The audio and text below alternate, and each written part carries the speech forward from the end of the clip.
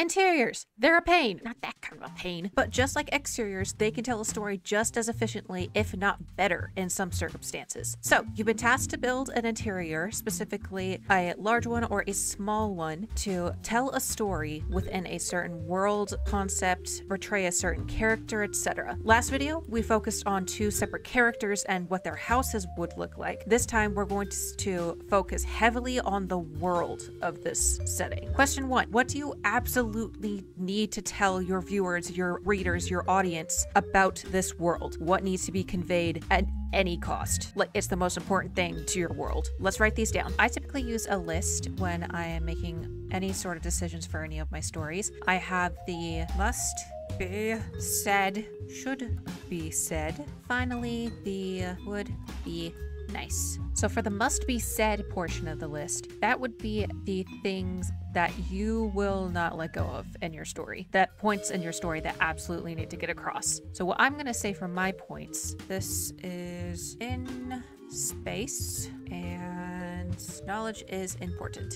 And then for should be said, these are the things that are going to encourage these and make these more obvious. So I'm going to say it's dark academia and they are astrologers. And then for would be nice, I'm going to say they're living on a star. I think that's good. And when I say that these absolutely need to be said, I'm not gonna have you be limited to just the things on your list. That's just a holding place. That's just a guideline. These are just things that would be helpful to keep in mind when you are working on the interior or your build or your exterior. When it comes to actually building interiors, it's good to take those in strides as well.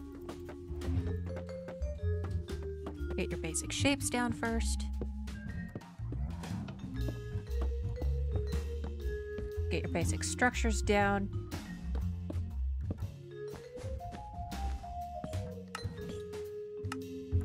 And finally, the details. Now, let's get started on our deep dive interior.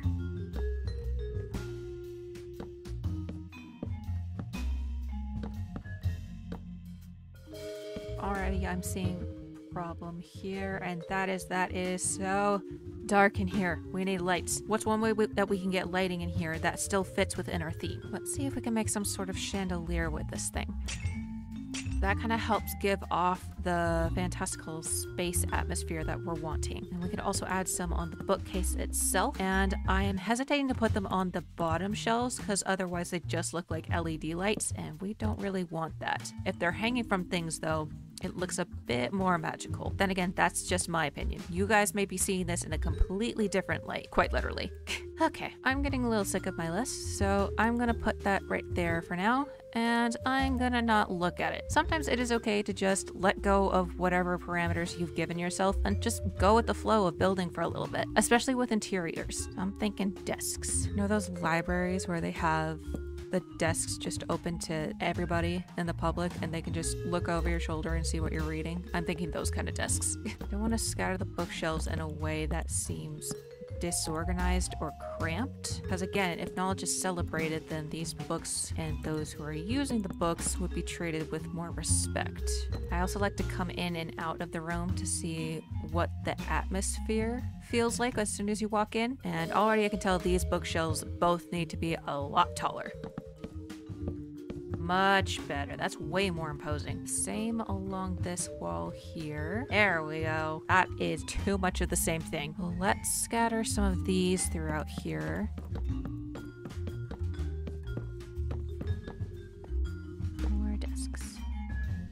I've decided that these corners look bland and need something else to embellish them. One thing I like to do for my corners is one of the more loud blocks, so the kind of blocks that have a lot more texture to them. Tough is a very good example, especially the new kinds. These guys. Kind of a cool pattern with these. And then the most detailed ones I like to put on the very corners and the centers of the embellished areas. Yep, that looks more imposing, but it no longer looks very dark academia. So we're gonna have to find a different kind of pillar. So got a good base down so far. I stepped away for a little bit and then walked back in, and I actually like the layout of it so far, but it looks too cramped. So next advice, windows. Windows are a great way to open up the space. As you can see here, it is very claustrophobic, but as soon as I open up this, just that alone adds way more space, and it's only gonna get better once I make it bigger. Look at that. We're gonna add a couple more windows where we can. For the other places that we can't have windows, it doesn't mean that you don't have to. One thing that you can do is add extra walls on that side. Yep, still looks like a window, but you don't have the problem of accidentally breaking into another person's house. Never underestimate the power of windows. Okay, I think this could look a bit more industrial space age-y-ish. Let's see if we can't play with a little bit of copper, maybe? Yes, that adds so much more. Don't be afraid to break whatever you just did to mess around with other color palettes. I have had to do that about 5 times with this bookcase alone. Even painters paint over their entire canvases sometimes. Okay, that looks way more fantasy oriented. That's so cool. I figured out while I was building that this is no longer a priority to me. I don't really care how much they see about the whole being in space thing. I'm gonna put it back on the shelf and not gonna touch it again. Be flexible with your build. That's a big lesson for this one that I'm probably gonna be saying a lot. Don't fight it.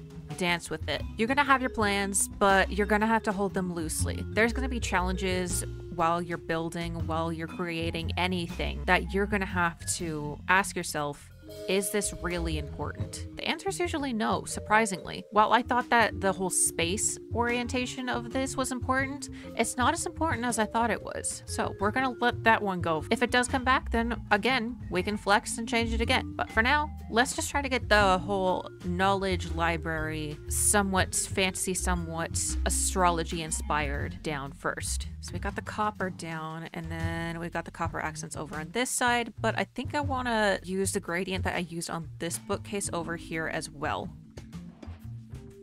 Let's experiment with some windows up here. I think I want them to be taller on this angle than on this angle. All right, so we got a little lip here from the other section of the build that we're gonna have to dance with. That's okay. Ba, ba, ba, ba, ba, ba.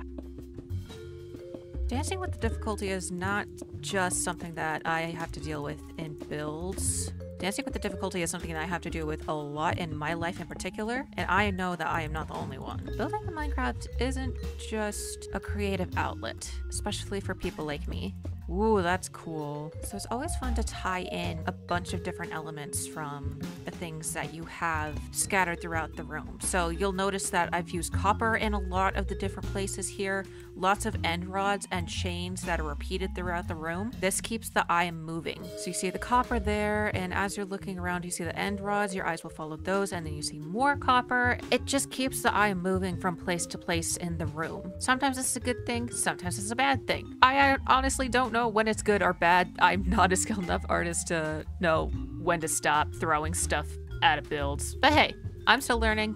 You're still learning. That's why we're doing this. Another thing that I like to utilize when I'm building is negative space. So yes, we have these empty bookshelves here, but it's quite a bit of a stark contrast with how dark these look. Instead of just the darkness of the bookcases to show that they're empty, we could just punch a hole in there. This will also keep the eye moving, adding just small touches of negative space here and there. Let's add some edges on these things.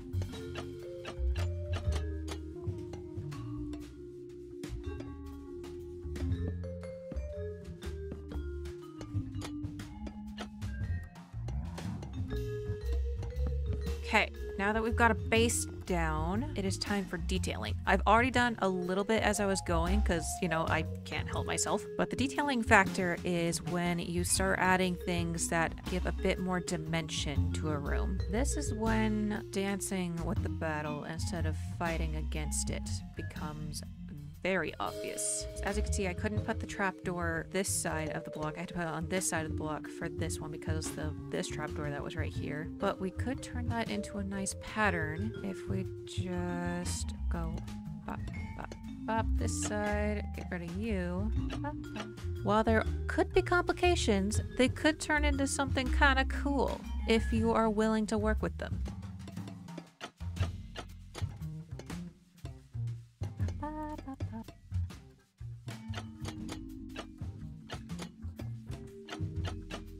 some sort of crest in the center here. Maybe some sort of eye would be kind of cool. So we got a lot of copper elements, lots of books, and then lots of end rods everywhere, but we need something to contrast to draw the eye to the story elements that we want to be obvious. So what kind of contrasting blocks can we use that would get people's attention? The eye be glowing, maybe? Okay, I think if we limit the amount of non-aged copper, the regular copper should stand out enough to draw the people's attention. We just have the copper in the areas that we want people to look at. For example, this shelf, since it's a regular copper trapdoor, if we put something on this shelf, it automatically looks more important than anything that's going to be on, let's say, a regular exposed shelf. So you see how all these shelves, while they are the same trapdoor, these two in particular look more eye-catching because they are brighter. If you were told to pick one of these anvils, you would likely pick the ones from this portion of the shelf specifically. Even more so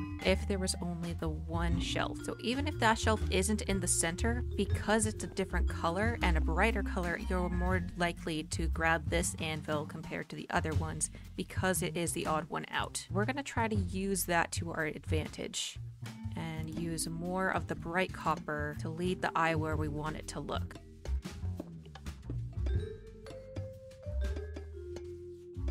Don't disrespect the floors and ceilings. They deserve to be decorated just as much as the rest of the room. My go-to for decorating floors in particular are rugs. I use rugs way too often. Okay, now that we've got the details and the shape and the furniture down, it's time for clutter. This is the biggest part of telling a story with your builds, is filling it with the stuff that your characters, that your world would most typically use. So I am not the most creative when it comes to figuring out what things could look like other things and all of that. But as long as you believe what it is, then your audience will convince themselves that it is what you say it is. We're gonna say that this thing here is kind of important, not just because it's glowing. Every good library needs a skull somewhere. I don't know why, they just do. You always need a good cup of tea when you're reading, or, you know, an entire coffee maker.